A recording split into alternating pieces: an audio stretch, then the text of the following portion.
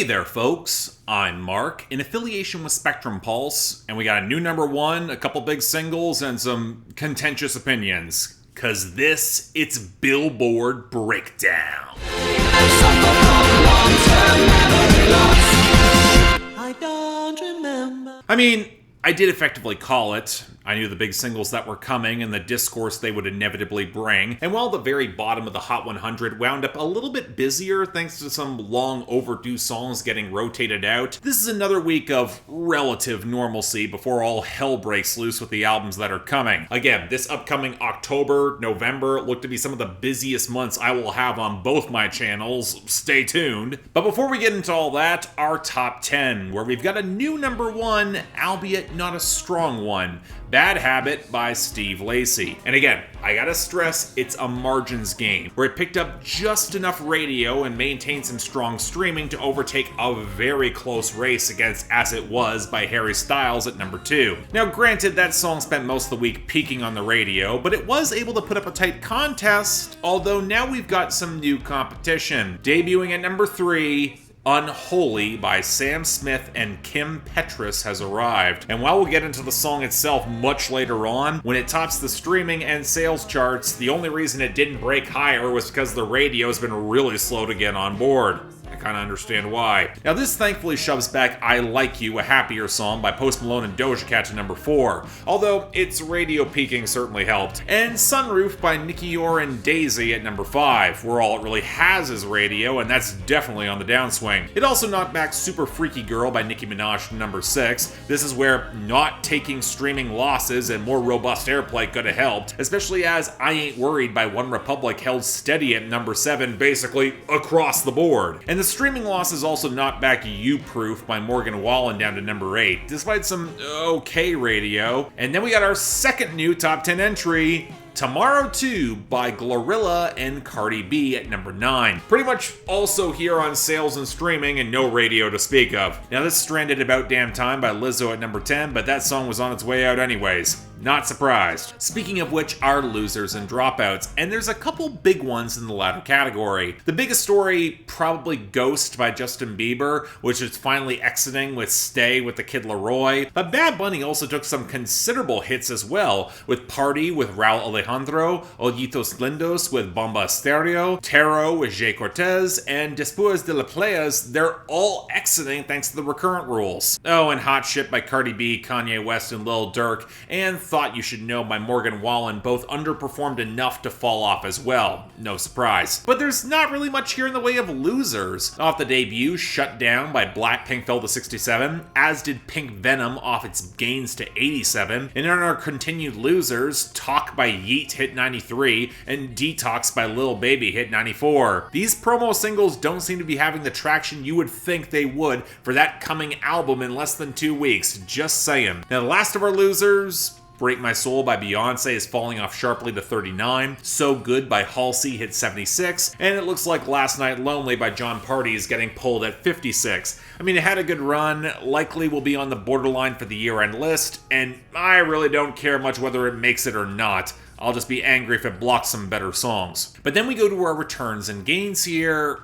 And I gotta be honest, the returns are kind of a mess. Soul by Lee Brice back at 85. BZRP Music Sessions Volume 52 by Bizarrap and Quevedo at 86. Good Love by City Girls and Usher back at 88. Why the hell is this coming back? Mary on a Cross by Ghost at 92. It makes a little bit more sense when we look at our gains, but not by much. Are we still trying to make Ghost Story by Carrie Underwood at 68 a thing? And while I get Dark Red by Steve Lacy getting a complimentary spike to 79 off the debut, and To Be Loved Am I Ready by Lizzo rising up to 58 off the radio. But can someone explain why What My World Spins Around by Jordan Davis is getting both the radio and streaming push now? Seriously? But alright, let's get to the main event, which is a decent number of our new arrivals, starting with number 100, Down Home by Jimmie Allen. I promise I'm working with this guitar about as hard as I can.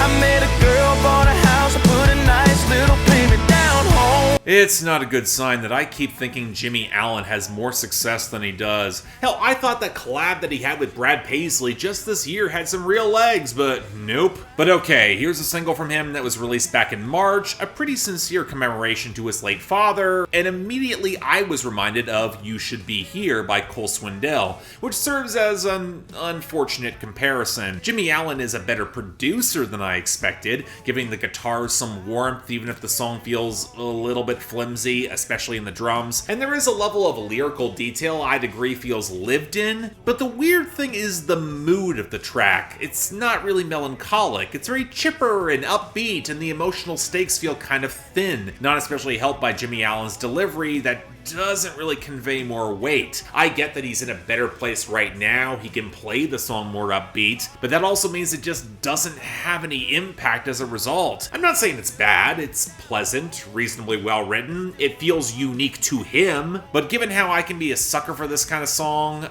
it should be much better. Number 99, No Se Vi by Grupo Frontera. Amor así no se olvida y no se va, no se va, no se va. I really wish I got the appeal of a lot of these regional Mexican acts that chart for a week before dropping off rather quickly. And in this case, we have a cover of a 2018 song from a Colombian band called Morat with a very acoustic, pleading love song for this girl to stick around and not become a memory that he can't escape. I mean, for what it's worth, the original by Morat, it's decent, if a little over-polished in some of the vocal lines, which is not something you need to worry about with this version, which adds a lot of accordion and places the vocals midway back with way sloppier harmonies. I'm not even sure this frontman can stay on key. And at this point, I'm wondering why this version went viral instead of the original. It's considerably sloppier, it sounds more amateurish, and that might work on TikTok, but doesn't anywhere else. I might have given Morat's version a pass, but no, I can't with this. Number 98, Oklahoma Smoke Show by Zach Bryan. I know your daddy ain't home, so ride with me tonight. You always wind up here in a puddle of tears. Well, about time this got through. This song's been sitting on the Bubbling Under charts for weeks now. A cut from Zach Bryan's Summertime Blues, and while it's not my favorite song from that project, it's a standout that shows that he's got some real credible staying power. And let's make this clear, even if Zach Bryan is once again in his comfort zone with raw, slightly slapdash mixing in the guitars and vocals, as he describes a sort of dreaming girl who wants to get out of Oklahoma and chase bigger dreams until she met a guy and sacrificed some of those dreams to be with him back in the small town bar scene. I mean, Zach Bryan's really damn good at capturing that ragged melancholy, especially as he was one of them who did get out and wishes that she could have come along. But I gotta be honest, that keening fiddle was the real ticket for me, providing a distinctive melodic foundation that has that balance to the sawing guitar, just nailing it between a mix big enough to capture the dreams, but claustrophobic enough to nail that despair. So yeah, absolutely great song. Glad it's finally here. Let's make it a hit. Come on. Number 97, World's Smallest Violin by AJR.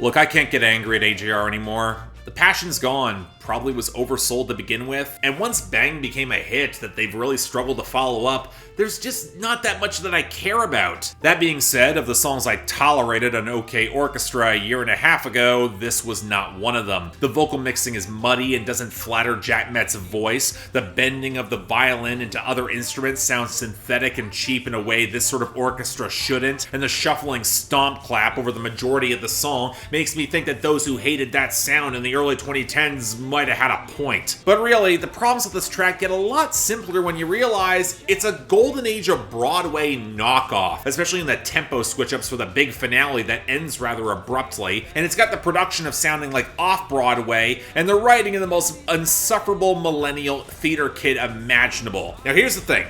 I absolutely get the angst of feeling sad when you look at people who have real problems in your past or the future and then feel guilty about venting about them. But at least in a show like Rent that had its blinkered privilege, that had the pretensions to aim higher, this is a trauma dump without much in the way of trauma, so it becomes cloying and annoying in record time. No, it's not AJR's worst or most annoying song, even from that album. But in 2022, if this is the apex of your angst, it's hard not to want to hear from someone who has actual problems and writes better music. Number 96, Blow by Moneybagg Yo. Blow a lot of money on guns, spend a little money on hoes. Blow a lot of money on diamonds, the main reason why I be shining. Ice on ice, lost a lot of money in the trap, then got it back off rhyming. I keep feeling like I'm trying to like Moneybagg Yo, but his stuff is just not as clicked as strongly as I would like. A decent number of songs and verses I tolerate, but nothing I'd seek out. But with this single, no, it's not getting there either. The weedy skitters of melody behind the admittedly well-balanced trap percussion has this oily texture I don't care for. And while Moneybagg Yo's flow has gotten better, he still drops a lot of filler bars onto his first verse, and there's not enough good wordplay to get around "I gotta keep in they face like acne," or how he's everywhere like an iCloud. That's old Big Sean levels of corny, but I think what gets missed is because who really cares about much of anything Moneybagg Yo actually says beyond bog standard flexing and a stale hook? I mean, as a one-off single, who cares? But if this is intended as the lead-off single for the next album, well, also who cares? But it's a bigger problem. Number 95, Out in the Middle by the Zach Bryan Band.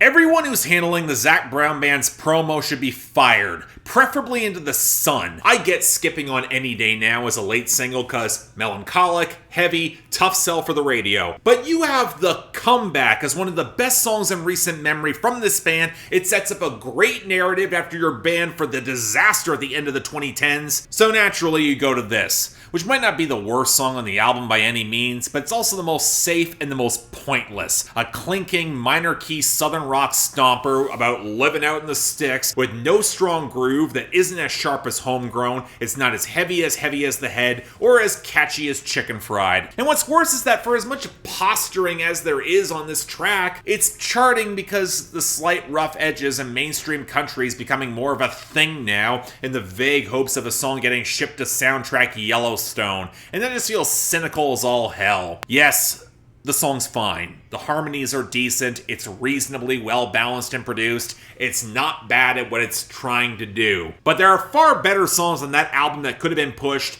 That's what annoys me. Number 32, Star Walkin', League of Legends World Anthem by Lil Nas X. I'm ready to the stars, ready to go far, I'm star walking. Am I the only one who isn't really on board with the brand integrations that some acts choose to pass off as singles these days? It's like the Pokemon and Ed Sheeran, Post Malone, Katy Perry songs. At least for as garbage as Enemy by Imagine Dragons was, it was at least an integrated theme song instead of a glorified commercial. But speaking of League of Legends, here we got Lil Nas X writing a theme song for an esports tournament and it charted. Well, okay, not quite accurate. It appears to be some sort of brand integration. He wrote the song first, and it doesn't have any explicit reference to the game or esports, with the song more about Lil Nas X surging on his newfound success and being grateful that his dad didn't wear a condom. Way to compromise the mood and the bombast, dude. As the synths then build up some coursing gallop over some more brittle, trap-inflected verses. And while I actually think the synth pop hook is pretty solid, if a little underpowered in the low end, there is something here that feels kind of cynical. Maybe it's the minor key melody that highlights just how flimsy this sort of aspirational song can be, especially with the benefit of the context. Again, I don't want to call it precisely bad, because it's not, but I really don't have a lot of use for it. Next, number 9, Tomorrow 2 by Glorilla and Cardi B. They just sent my nigga 5 texts. Why'd you come from me about a nigga, man. You bitches back, they come at me about niggas who I don't even find attractive. I genuinely like that Cardi B is making an active effort to try and platform and elevate other women in rap. She's been pretty consistent at it, and even if I'm still left with questions where the hell her own album is, it is nice to see her throw some support behind Glorilla, who seems to have some momentum, even if I'm not really a fan. And this song kind of highlights why. Beyond the bare bones piano around the trap words and some decent synth sizzle on the back half of the verses, Glorilla is operating more on street attitude than wordplay or decent flows, especially dissing her competition who don't have that edge. I think what bugs me is that she's not especially expressive or clever or particularly imposing. There's a bluntness to her approach that honestly reminds me of Moneybagg Yo, and coming across a bit flat for me. I get the appeal, but I'm not really impressed. I've heard this before. Now, thankfully, Cardi's verse is solid as all hell. She's got that same street edge, but she's a lot more vocally expressive and funny and sexually provocative, and her verse helps an otherwise underwhelming song have a little more character. I wouldn't call this great or anything, and I know to an audience that's predominantly of women, it's gonna go a lot harder, but the most I'll call it's pretty good. Not great. And finally, number 3, Unholy by Sam Smith and Kim Petras. She'd kick you out if she ever knew about all the you tell me that you do. I've been dreading this discussion about this song since it first dropped and looked like it'd become successful. Part of this is because I genuinely want Sam Smith to succeed, and it feels like their career has been criminally mismanaged since at least their second album. Diamond should have been way bigger in the States, goddammit. And part of it's the Kim Petras conversation, who I don't think I've ever talked about at length on any platform. So let me leave it here.